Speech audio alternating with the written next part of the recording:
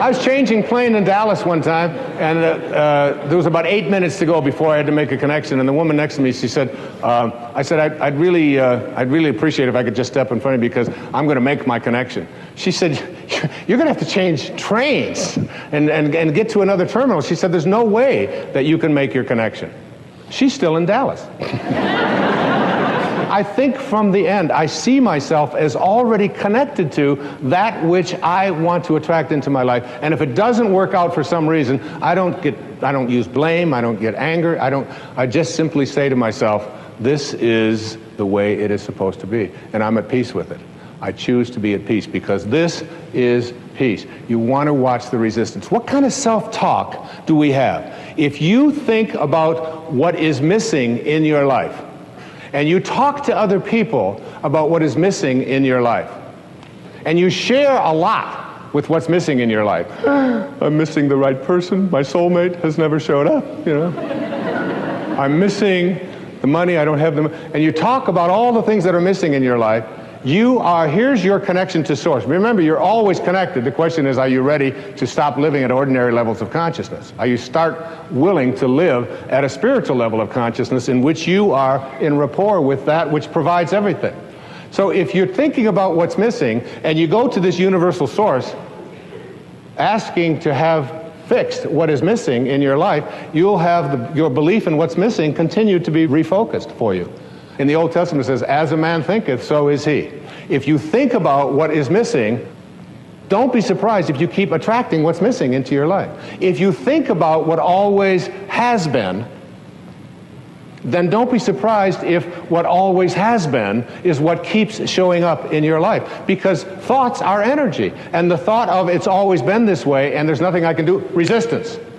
What emotion am I feeling? Frustration. I want to change that. What is my guidance system? I'm going to see how in harmony am I with this energy of source, with the energy of intention. How in harmony with it am I?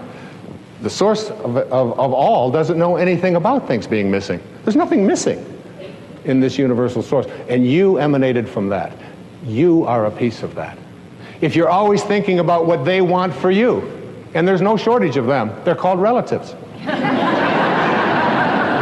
I'm going to write a book someday that's going to be called Your Friends Are God's Way of Apologizing for Your Relatives.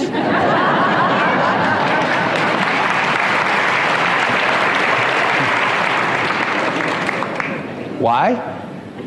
Because, by the way, I gave this same talk to your relatives and they applauded even louder.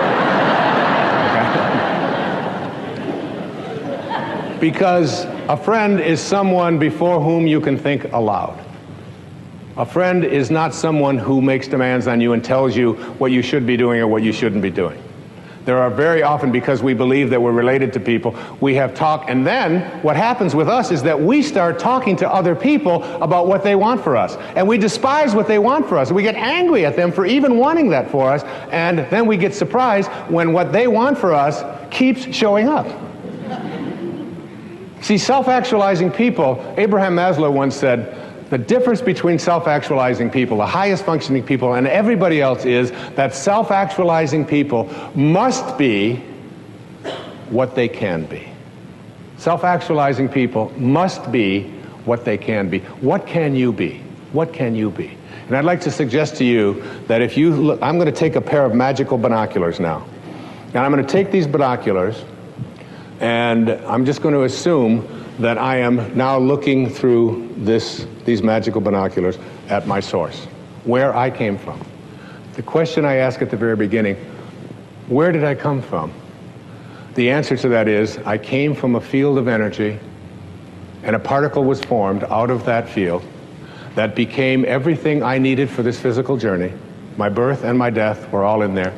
My height, the color of my skin, the hair falling out, all of the things that are taking place in this physical body were all handled there. But they were also handled before that source hit the world of material. And when I shift and understand that what I came from, what I'm looking for here, I'm looking to see, what does it look like? What does this look like? I call these in the book, in The Power of Intention, I call them the faces of intention. The 7 faces of intention.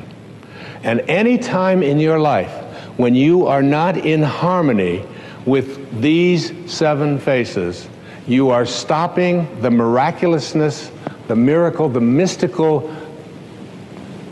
mystery that you are, that not only decided the shape of your eye before it became a particle, but decided the shape of your life as well.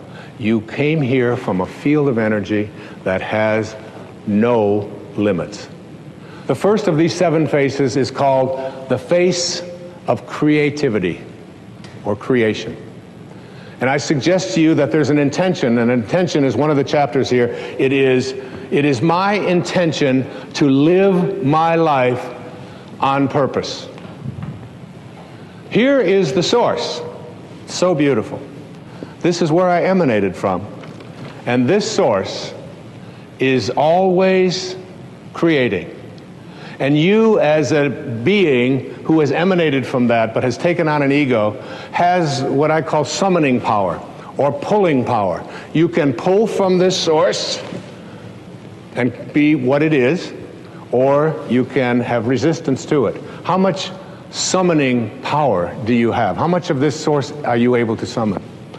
When you are on purpose and creating in your life, one of the great teachers in my life was a man named Patanjali. And he had an observation about being in spirit. The word in spirit creates a word called inspire.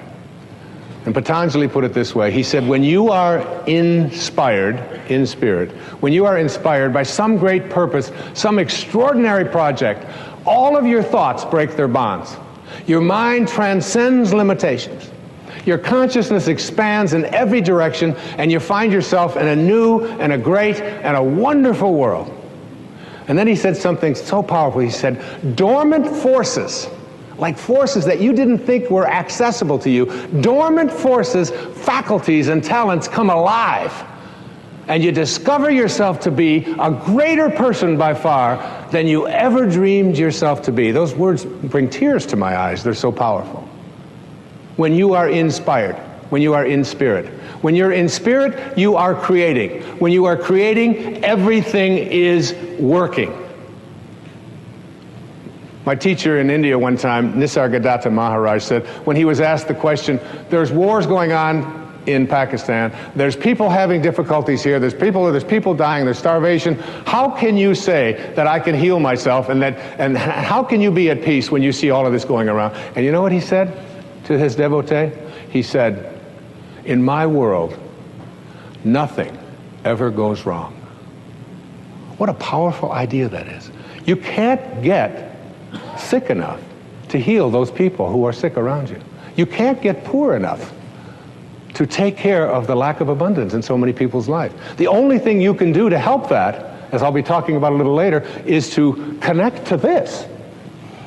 You know, when I was 19 years old, I joined the Navy right after high school in 1958. And I was going overseas to connect to my ship after having gone to school.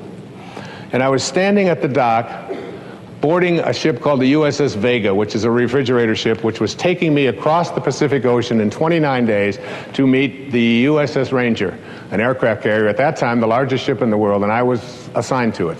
And it was docked in a place called Yokosuka, Japan. And I took a boat, this refrigerator boat, over to Sasebo in southern Japan, got on a train, 19 years old, and was going to catch my boat 29 days later. 19-year-old kid. And as I got on the boat, never having been on such an adventure before, my Uncle Bill, who was a school teacher in Hayward, California, one of my heroes, one of the reasons why I'm here today is because of my Uncle Bill Volek, he handed me a book. And it was a collection of short stories by a man named Leo Tolstoy. He said to me, as he handed it to me, he said, read The Death of Ivan Ilyich by Leo Tolstoy. And The Death of Ivan Ilyich is a story of a man very quickly who was a judge in Moscow. And he went back and forth every day to work, and he hated his work, and he hated his life, and he hated his wife. And he hated everything about what he was doing. And he got to the end of his life, and he was lying on his deathbed, And he looked up at his wife, who was holding his hands, and he looked into her eyes. And I was 19 when I read this, and it still gives me goose flesh. He said to her as he died, "What if my whole life has been wrong?"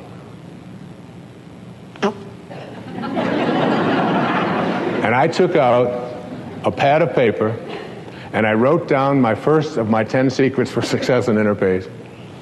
And I started a journal at that time, and it said, "Dear Wayne, don't die with your music still in you. Don't die with your music still in you."